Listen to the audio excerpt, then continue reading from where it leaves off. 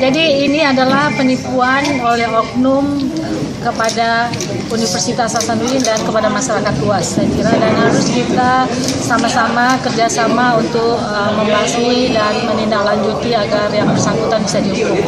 Jadi mereka semua sudah ditangani polisi.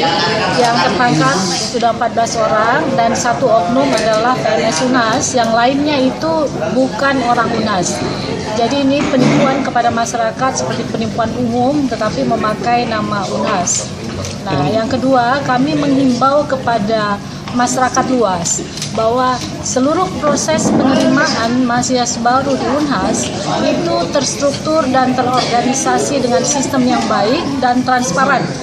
Diumumkan secara terbuka melalui web UNHAS. Dari jadwalnya, dari jumlah yang diterima, dari siapa yang lulus, dari biaya yang harus dibayarkan, semua ada di web.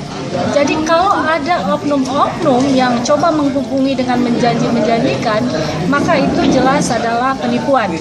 Bisa melaporkan langsung ke kepolisian atau kepada web atau SMS center UNAS. Bu, langkah yang sudah diambil